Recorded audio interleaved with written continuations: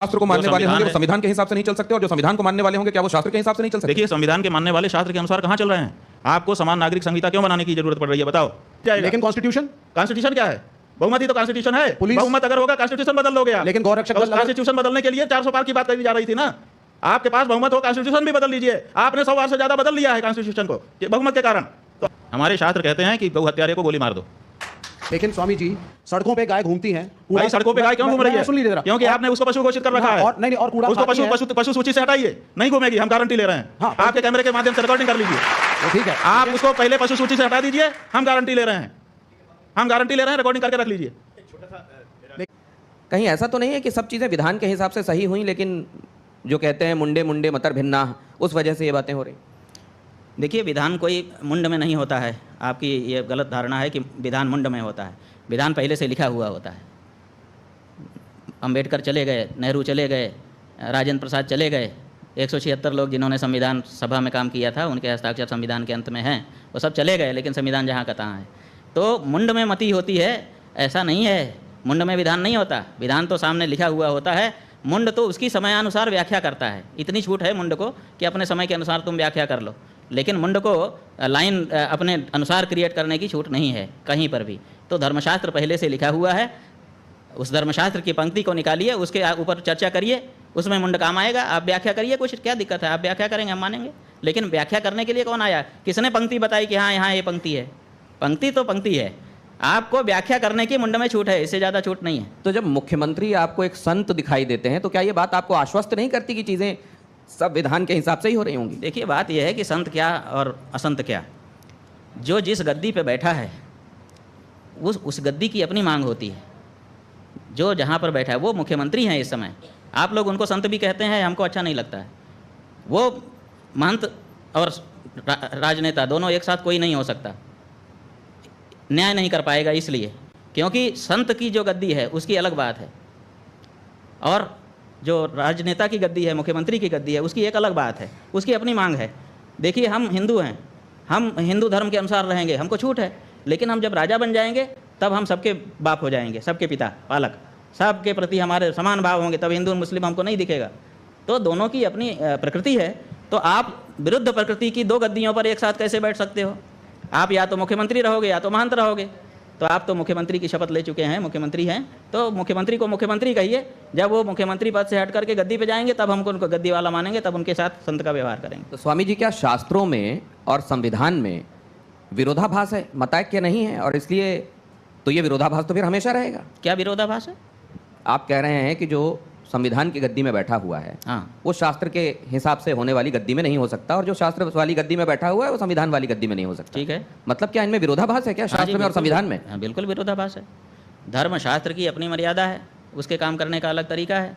तो जो शास्त्र को मानने वाले होंगे वो संविधान के हिसाब से नहीं चल सकते, और जो संविधान को मानने वाले होंगे क्या वो शास्त्र के हिसाब से नहीं चल सकते? देखिए, संविधान के मानने वाले शास्त्र के अनुसार कहाँ चल रहे हैं? आपको समान नागरिक संहिता क्यों बनाने की जरूरत पड़ रही है, बताओ? अगर शास्त्र और संविधान दोनों साथ साथ चल सकते हैं तो आप समान नागरिक संहिता के बारे में क्यों लंबे समय से सोच रहे हो, क्यों उसकी बात करते हो? समान नागरिक संहिता बनानी ही इसलिए पड़ रही है क्योंकि धर्म अलग रास्ते जा रहा है। और देखिए, धर्म जो है वो लोक के साथ परलोक को भी सोचता है, और संविधान में परलोक की कोई व्यवस्था नहीं है।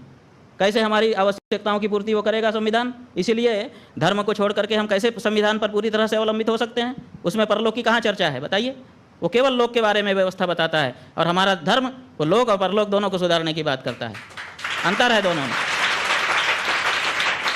तो जो भारतीय नागरिक है और शास्त्र में सनातन धर्मी भी है, वो क्या करे? वो संविधान को माने कि शास्त्र को माने? शास्त्र को मानना होगा, क्योंकि शास्त्र लोक परलोक दोनों की चर्चा करता है, और हमारा जो जीवन है उसमें लोक परलोक दोनों समाहित हैं। इसलिए जहाँ तक हमको संविधान चोट नहीं पहुँचाएगा वहाँ तक हम उसको मान लेंगे, लेकिन जहाँ चोट पहुँचाता होगा वहाँ तो हमको धर्म को ही, धर्मशास्त्र को ही चुनना होगा। ऐसा ही कोई व्यक्ति स्वामी जी रहा होगा जिसने अभी एक ब्राह्मण लड़के की, जिन लोगों ने हत्या कर दी है मानते हुए कि वो गौरक्षक है, गौ विरोधी है, और वो गौ मांस ले जा रहा था साथ में, उसने कह दिया कि मुझसे भूल हो गई, जा करके सरेंडर कर दिया। आपका जो संविधान कानून बना है उसको भोगने के लिए तैयार है। आप क्या चाहते हैं इससे ज़्यादा? आपकी पुलिस को मशक्क़त भी नहीं करनी पड़ी, बहुत सारी टीमें भी नहीं बनानी पड़ी। वो तो स्वयं सामने आ गया, आकर के उसने समर्पण कर दिया कि मुझसे भूल हो गई, गलती हो गई, और मैं तैयार हूँ, जो आपका कानून है उसके अनुसार मुकदमा चलाइए, सजा दीजिए। तो क्या दिक्कत गौरक्षा है? के लिए जो लोग कानून हाथ में लेते हैं वो आपके गौरक्षा- हिसाब से ठीक करते हैं? भाई गौ रक्षा के लिए कानून हाथ में लेने के लिए हमको आदेश है। हमारे शास्त्र कहते हैं कि गौ हत्यारे को गोली मार दो, है आदेश। हमने अपने मन पे पत्थर रखा है और भारत की सरकार से अपेक्षा की है कि ये हमारे हृदय पर जो चोट है उसको दूर करेंगे। कानून दूर नहीं कर रहा है तो आखिर हिंदू कब तक ये सहता रहेगा? 75 से ज़्यादा साल हो गए, हम छाती पे पत्थर रख करके बैठे हैं कि हमारी माँ को मारा जा रहा है, कानून कुछ न कुछ हमारी मदद करेगा। लेकिन स्वामी जी, सड़कों पे गाय घूमती हैं। भाई सड़कों पे गाय क्यों घूम रही है? सुन लीजिए जरा। क्योंकि आपने उसको पशु घोषित कर रखा है। और नहीं और कूड़ा उसको खाती है। पशु सूची से हटाइए, नहीं घूमेगी, हम गारंटी ले रहे हैं। हाँ, आपके कैमरे के माध्यम से रिकॉर्डिंग कर लीजिए। वो ठीक है, आप उसको पहले पशु सूची से हटा दीजिए, हम गारंटी ले रहे हैं, हम गारंटी ले रहे हैं, रिकॉर्डिंग करके रख लीजिए। लेकिन आप उसको पशु सूची से हटाइए। प्रेम कुमार जी को एक बार ले आऊं, उसके बाद अवनीश जी आप एक्स्ट्रा आइएगा। कॉन्स्टिट्यूशनल नहीं हो जाएगा अगर हर नागरिक हर धर्म, आप तो हिंदू धर्म के हर नागरिक नहीं, बहुमत। देखिए आप हर नागरिक, हमारी बात मत करिए जी। जो बहुमत का फैसला होता है आप वाले सिस्टम में वही माना जाता है। जिसके पास एक ज्यादा वोट आ जाएगा वो लाखों वोटों को व्यर्थ बना करके स्वयं जीत जाएगा। लेकिन कॉन्स्टिट्यूशन कॉन्स्टिट्यूशन क्या है? बहुमत ही तो कॉन्स्टिट्यूशन है। पुलिस- बहुमत अगर होगा कॉन्स्टिट्यूशन बदल लोगे आप। लेकिन गौरक्षक दल अगर कॉन्स्टिट्यूशन बदलने के लिए 400 पार की बात कही जा रही थी ना। आपके पास बहुमत हो, कॉन्स्टिट्यूशन भी बदल लीजिए। आपने 100 बार से ज्यादा बदल लिया है कॉन्स्टिट्यूशन को कि बहुमत के कारण। तो आप बहुमत की आवाज को कैसे दबा सकते हैं? नहीं, ये बहुमत की आवाज है कि गाय की हत्या नहीं होनी चाहिए। बहुमत की आवाज है, आप इसकी उपेक्षा नहीं कर सकते। लेकिन इस देश में कोर्ट भी है, वकील भी भाई है, कोर्ट है पुलिस तो भी हम कहाँ कह रहे हैं? तो गौरक्षक दल अगर इनको साइड करके खुद न्याय करने लगेंगे, हाँ खुद न्याय तो ये करेगा। आप अपने कानून unconstitutional के है। अनुसार उनके ऊपर मुकदमा चलाइए। हम उसको मान रहे हैं कि हम जिस देश में हैं उसका कानून मानेंगे। हम भारत में हैं, भारत का जो कानून है कि अगर हमने हत्या की है तो उसके लिए हमको दंड जो तय मिले, वही तो हम कह रहे हैं कि उस व्यक्ति से गोली चल गई, उसने कहा कि मैं मुझसे गलती हो गई है, इससे ज्यादा क्या करेगा वो? स्वामी जी वो लेकिन कानून को पालन ही तो कर रहा है और क्या कर रहा है? स्वामी जी अगर आप कह रहे हैं कि शास्त्र के हिसाब से चलना चाहिए तो दूसरे धर्मों के भी तो शास्त्र हैं, वो अपने हिसाब से चलेंगे। हाँ तो चले ना, कहाँ मना कर रहे हैं? हम कहाँ मना कर रहे हैं? बिल्कुल हम यही चाहते हैं कि वो भी अपने शास्त्र के अनुसार चलें। क्यों नहीं अपने शास्त्र के अनुसार चलते हैं? उनके शास्त्र में लिखा रहा है कि सबसे उत्तम निवास वो है जहाँ पर पूरी तरह से इस्लाम हो। तो पूरी तरह से जहाँ इस्लाम है वहाँ क्यों नहीं चले जाते हैं? बताओ, हमारे बीच में क्यों रह रहे हैं वो? यही तो सवाल है। तो वो पूरी तरह से अपने धर्म का पालन करें, इसी के लिए 57 देश बना लिए उन्होंने। नहीं, लेकिन देश तो और सदा अपने है। अपने चले जाएं वहाँ पे पालन करें। और वक्फ बोर्ड के नाम पे जहाँ पे नहीं है वहाँ चले जाएं और जमीनों को एनक्रोच कर लें। क्या चीज़? वक्फ बोर्ड के नाम पे जमीनें भाई encroach कर हमारा वही कहना है कि उनको ऐसे जहाँ पर उनके धर्म के अनुसार का वातावरण नहीं, उनको क्यों रहना चाहिए? विशेष करके तब जब धर्म के नाम पे उन्होंने हमारे देश का एक टुकड़ा बांट लें। लिया। तो फिर वो दारुल हरम वाला जो कॉन्सेप्ट है वो फिर उसका क्या? वही हम कह रहे हैं कि उनको अपने धर्म के अनुसार रहने की छूट है, लेकिन वो अपने वातावरण में जाके करे। वो हमारे कुमार जी को- वातावरण में हमको रहने दे। प्रेम कुमार जी को लाता हूँ मैं इसमें। प्रेम कुमार जी। शंकराचार्य जी ने कई हेडलाइंस दिए हैं आज की बातचीत में। गो हत्या क्या है? गो हत्या पर आप कह रहे हैं बलि देना, किसी को मांस के हिसाब से, खाने के हिसाब से पशु की हत्या करना, गाय की हत्या करना, गाय के संदर्भ में गो हत्या। सिर्फ यही गो हत्या है क्या? भूखे गौशालाओं में मरती हुई गायें ये गो हत्या नहीं है?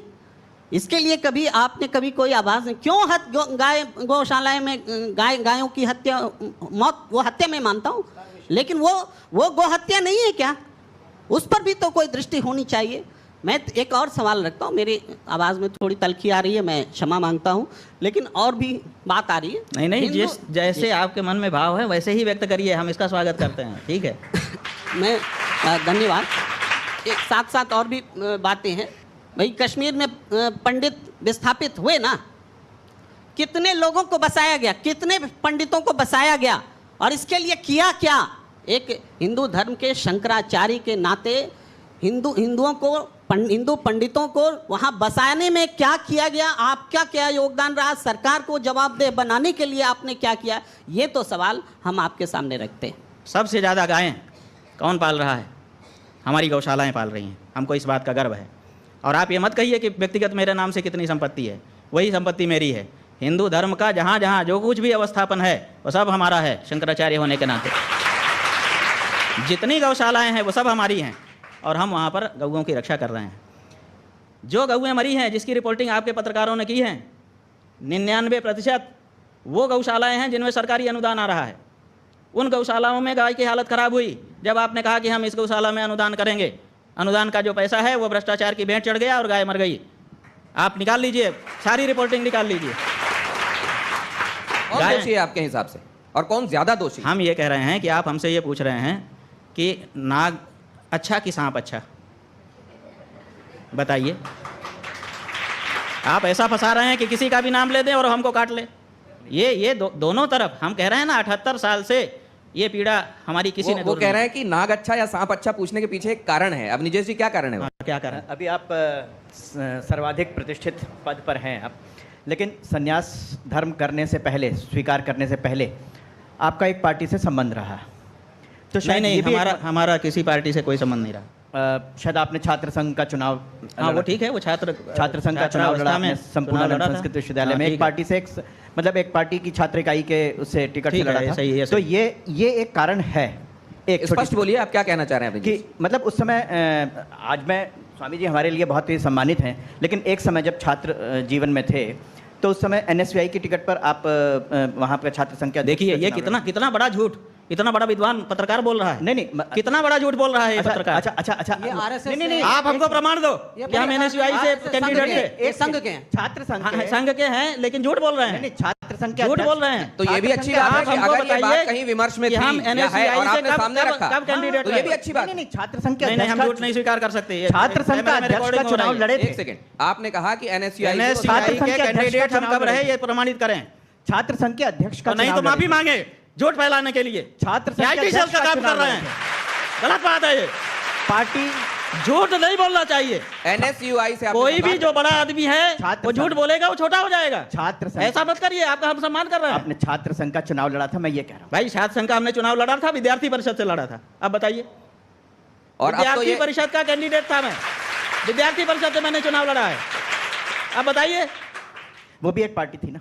ठीक है पार्टी थी, हम कहाँ वो भी मना एक कर रहे पार्टी हैं? थी ना सर? हम तो झूठ बोलने पर आपको कह रहे हैं। नहीं, वो भी एक राजनीतिक दल ठीक है, के रूप में था। तो ये तो और भी, क्योंकि विमर्श ये चलाया जा रहा है आप लोग देश ये में। बताते हैं कि ये छात्र इकाई है, राजनीति से इसका कोई लेना देना नहीं। ज्ञानशील एकता परिषद की विशेषता, ज्ञानशील और एकता के लिए हम परिषद में गए थे, राजनीति करने के लिए नहीं गए थे। और आप अगर विद्यार्थी परिषद के ऊपर ये कहते हैं कि वो भी राजनीति की इकाई है, तो आप इसका मतलब कि अभी रहस्य ही नहीं जानते हैं।